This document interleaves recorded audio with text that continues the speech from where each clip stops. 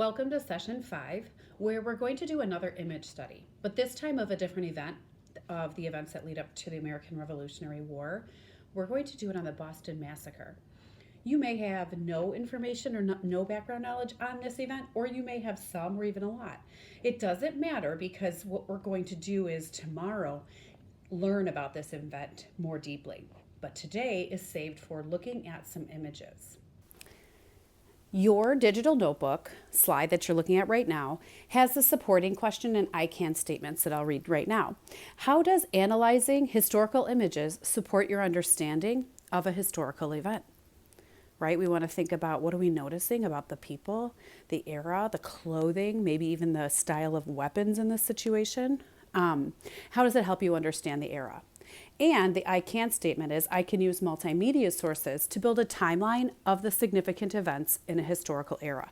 So we're really thinking about what events led to the American Revolutionary War, and we're going to use some images today, multimedia sources, to help understand when that occurred and how it was impactful for that timeline.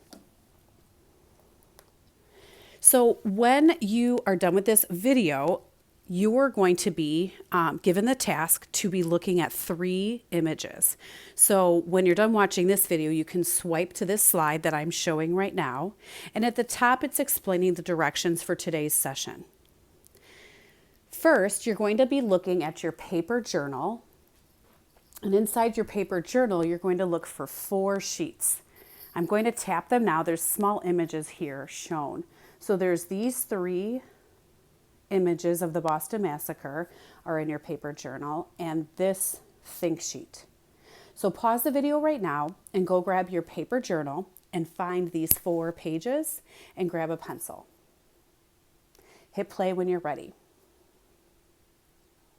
Okay, welcome back. So now that you've located where those 3 images are in your paper journal, I want to make the think sheet a little larger for these directions. You're going to only be working on the left-hand side of this think sheet today. The top of that reads, at first glance, it looks like. So when you first just look at these images without knowing as much as you will tomorrow about the Boston Massacre, what are your impressions of the event, right? What conclusions are you drawing just from your own knowledge? It's not until the end of tomorrow's class that we're going to come back to this think sheet and fill out the right-hand side after we've read a couple of books and seen a video on the reenactment of the Boston Massacre. At that time, you might have some more understanding and be able to say to yourself, ooh, I know who some of those people are in these portraits and illustrations, right, of the Boston Massacre. So that's your job today. Just fill out the left-hand side of this column. What do you think is going on based on the captions and images? That's it. The other thing I'd like you to do before you conclude today's session is watch this very quick mini Padlet timeline video. It's only about 1 minute and 15 seconds, and it's where we will put on the Boston Massacre on our timeline that we're building as a class for this unit. Off you go.